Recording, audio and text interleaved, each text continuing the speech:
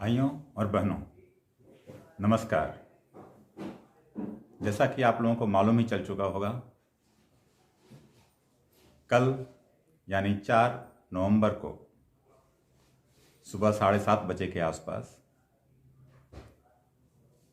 Republic TV के मुख्य अधिकारी अर्णव गोस्वामी के घर पर करीब 30-40 पुलिसकर्मी पहुंचते हैं और अर्णव गोस्वामी को उनके घर से गिरफ्तार करके रायगढ़ पुलिस स्टेशन ले जाते हैं। यह एक पुराना मामला है 2018 का, जिसके संदर्भ में उनकी गिरफ्तारी हुई है। कल देर रात तक कोर्ट की प्रोसीडिंग चलती रही और पुलिस रिमांड पे न देकर के उनको जुडिशियल कस्टडी में 14 दिनों के लिए रखा गया है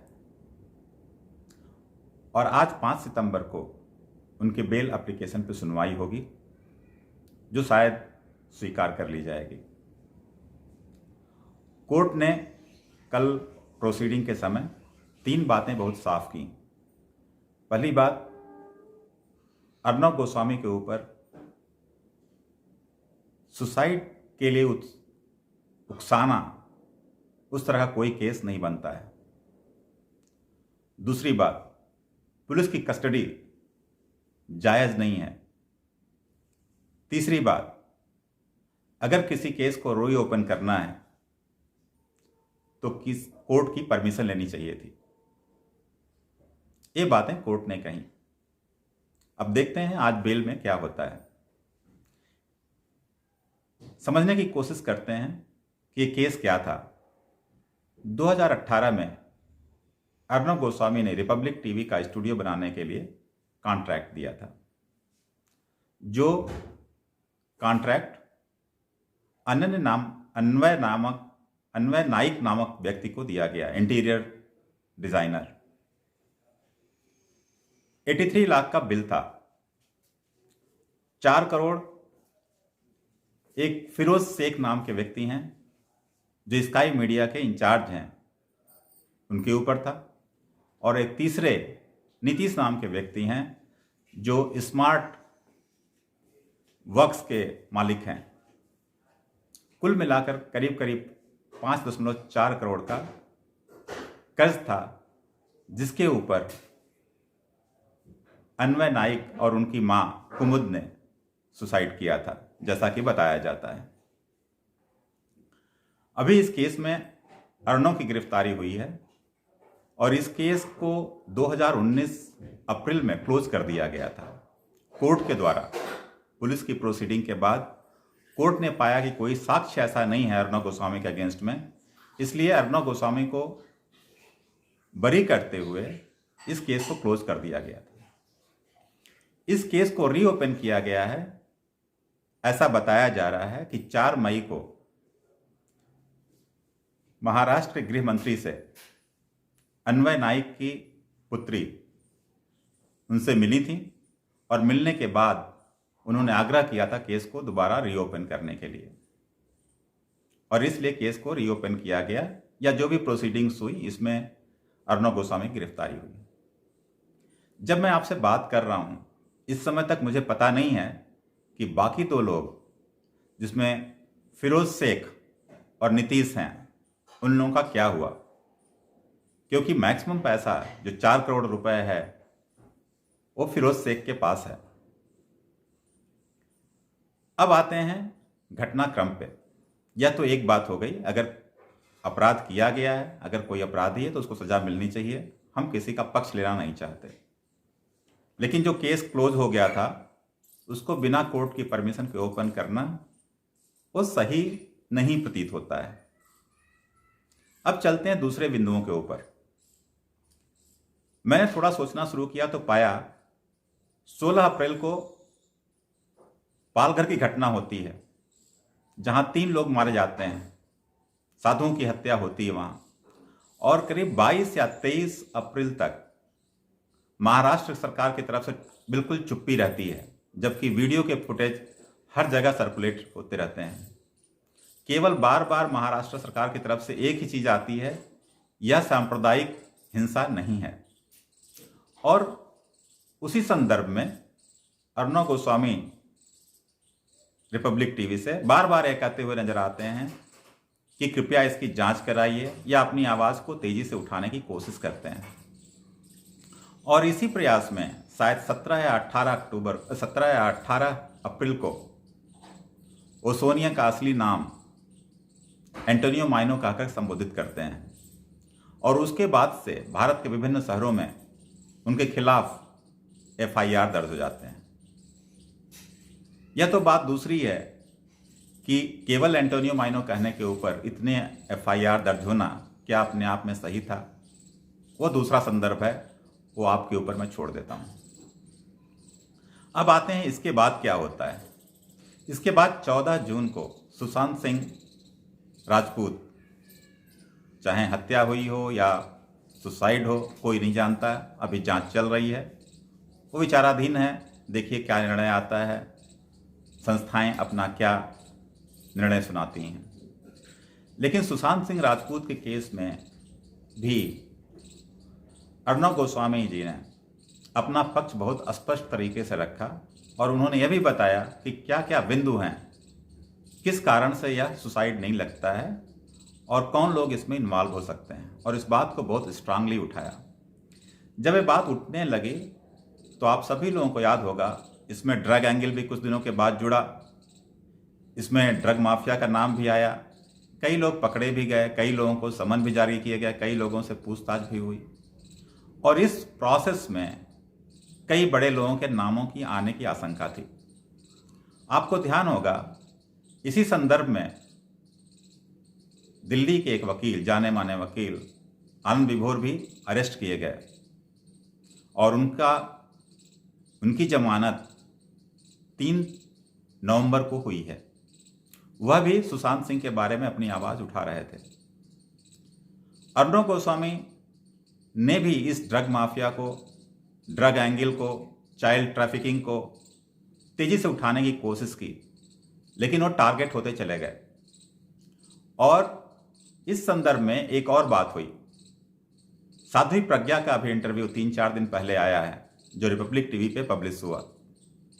उसमें भी साध्वी प्रज्ञा ने, जो पुलिस के IG हैं महाराष्ट्र के, उनके ऊपर आरोप लगाया है कि उनके साथ अभद्र व्यवहार किया गया, उनको गंदी मूवीज दिखाई गई, और इस तरह का उन्होंने आरोप परमवीर सिंह जी के ऊपर लगाया है। अब बढ़ते हैं आगे। घटनाक्रम देखिए, आप कारण और उसके प्रभाव को समझ पाएंगे। 16 अप्रैल को घटना होती है पालघर की। अर्णव गोस्वामी तेजी से उठाते हैं। 4 मई को, जैसा कि बताया जा रहा है, 4 मई को अन्वय की बेटी गृह मंत्री से मिलती है, महाराष्ट्र गृह मंत्री से मिलती है, अपनी बात रखती है, केस को रीओपन करने के लिए रिक्वेस्ट करती है। इसके बैकग्राउंड की हिस्ट्री क्या है मुझे नहीं मालूम, लेकिन कोर्ट ने संज्ञान लेते हुए यही कहा है कि कोर्ट को इन्फॉर्म नहीं किया गया केस को रीओपन करने के लिए। और इसके बाद सुशांत सिंह का केस आता है, ड्रग एंगल जुड़ता है। उसके बाद इस तरह की चीज़ें उभर के बार बार आती हैं, और इसको तेजी से अर्णव गोस्वामी उठाने की कोशिश करते हैं। और इसमें साफ साफ ऐसा प्रतीत होता है कि कुछ लोग, प्रभावशाली लोग इन्वॉल्व हैं, जहां सबके हाथ बंधे हुए दिखाई पड़ते हैं, लेकिन मीडिया उसको तेजी से उठाने की कोशिश करती है, और इसलिए अर्णव गोस्वामी उसका शिकार बनते हैं। और इसी में TRP स्कैम भी होता है, जहां रिपब्लिक टीवी का कोई भी नाम नहीं होता, रिपब्लिक टीवी को इम्प्लीकेट किया जाता है। और फाइनली इस तरह की कई ऐसी चीज़ें बनती हैं जहां उनको दबाने की कोशिश की जाती है। जब कुछ नहीं बन पाता तो उनको एक पुराने केस में, जो कि बंद हो चुका था, उस केस में आरोपित करके उनको पुलिस कस्टडी में लेने की कोशिश की जाती है। साथियों, कोई भी व्यक्ति अपराध करे, चाहे वो कितना ही बड़ा हो, हम उसका विरोध नहीं करते हैं। अगर उसके विरुद्ध कुछ षड्यंत्र मिलता है, कोई साजिश दिखाई पड़ती है, कुछ प्रमाण मिलते हैं, तो निश्चित है किसी भी व्यक्ति को दंड मिलना चाहिए। लेकिन जिस तरीके से ये हो रहा है, उसमें कारण और प्रभाव अगर आप देखेंगे तो साफ साफ दिखाई पड़ता है, पुलिस का पूरी तरह से राजनीतिकरण कर दिया गया है। पुलिस किसी प्रभाव में काम कर रही है। जिस तरह हम किसी अपराधी को पकड़ने जाते हैं उस तरह से हम उनके घर में घुसते हैं। हमारे पास 40 पुलिसकर्मी AK-47 लेके जाते हैं किसी पत्रकार को गिरफ्तार करने के लिए, किसी सीनियर जर्नलिस्ट को गिरफ्तार करने के लिए, जो अपने आप में बहुत निंदा का विषय है। अगर कोई बात ही थी तो उनको समन करके आप पुलिस स्टेशन बुला सकते हैं, कोर्ट बुला सकते हैं, जहां बुलाना हो वहां बुला सकते हैं। अर्नब गोस्वामी पहले भी कई बार पुलिस थाने जा चुके हैं, वो तो मना नहीं कर सकते, वो तो ऐसे आदमी नहीं है कि भाग जाएंगे आपसे। तो इस विषय में साफ साफ दिखाई पड़ता जैसे किसी को फंसाने की कोशिश की जा रही है, डेलिबरेट फंसाने की कोशिश की जा रही है। अब मुझे एक राजनेता का बयान याद आता है जो महाराष्ट्र से ही, उन्होंने ये बात अभी 10 दिन पहले ही बोली थी, मैं नाम उनका भूल रहा हूँ, उन्होंने 10 दिन पहले ही बोली थी, अर्नब गोस्वामी को इतना परेशान कर देंगे कि उसको सुसाइड करना पड़ेगा। यह अपने आप में एक बहुत बड़ा एक मजाक चल रहा है, जैसे डेमोक्रेसी के साथ मजाक चल रहा है कि आप किसको कितना पागल बनाना चाहते हैं कि वो सुसाइड के स्तर पर पहुंच जाए। आप उस तरह की कंडीशन क्रिएट करना चाहते हैं। मेरे समझ में नहीं आता कि केंद्र सरकार खुद स्वतः संज्ञान लेकर के इसके ऊपर कार्रवाई क्यों नहीं करती है। मैंने पूर्व में देखा है, अब तक आज़ादी के बाद से 2014 तक कम से कम 100 बार से ज़्यादा राष्ट्रपति शासन स्टेट्स में लगाए गए हैं। क्या कारण है कि मोदी सरकार राष्ट्रपति शासन नहीं लगा रही है? क्यों केंद्र सरकार के हाथ बंधे हुए हैं?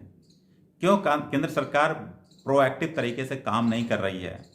उनकी अपनी राजनीतिक मजबूरियां हो सकती हैं, लेकिन देश से बड़ा कोई नहीं होता। मैं इसके माध्यम से देश की जनता से, देश के प्रधानमंत्री से, देश के गृह मंत्री से आग्रह करता हूं, आप इस बात का संज्ञान लेते हुए इसमें इंटरवीन कीजिए। चीज़ों को सही पर्सपेक्टिव में देखते हुए महाराष्ट्र में जो भी उचित कदम हो केंद्र के द्वारा करना चाहिए। अगर हम ऐसा नहीं करते हैं तो हम उस भीष्म पितामह की तरह हैं जिसको सब कुछ दिखाई पड़ रहा है लेकिन कोई भी आदेश नहीं दे रहे हैं। द्रौपदी नंगी हो रही है लेकिन हम आंख बंद करके बैठे हुए हैं।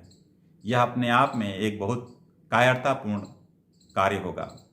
आशा करता हूं हमारा शासन सजग होगा और इसके ऊपर शीघ्र ही कार्य करेगा। दोस्तों, एक बात और मैं बताना चाहता हूं जो मेरे संज्ञान में बार बार आती है। जब से पैंडेमिक फैला हुआ है, 1 मार्च को ही ले लें, 1 मार्च से लेकर अभी तक मुंबई में करीब करीब एक आंकड़े के हिसाब से 30,000 से ज़्यादा बच्चे गायब हो चुके हैं। किसी को चिंता नहीं है। करीब इतनी ही महिलाएं गायब हो चुकी हैं पूरे महाराष्ट्र में, किसी को चिंता नहीं है। 2019 में करीब 5 लाख से ज़्यादा क्राइम्स हुए हैं महाराष्ट्र में, किसी को चिंता नहीं है। चिंता किस बात की है? TRP कैसे बढ़ गया? चिंता किस बात की है? अर्नब ने एंटोनियो माइनो कैसे बोल दिया? इस तरह की चिंताओं के पीछे अगर सरकारें भागती रहेंगी तो देश की तरक्की के बारे में कैसे सोचेंगी, प्रदेश की तरक्की के बारे में कैसे सोचेंगी? जिनकी प्राथमिकताएं हैं किसी आदमी को सिर्फ टारगेट करना है, वो संस्थाएं सफल नहीं हो सकती हैं।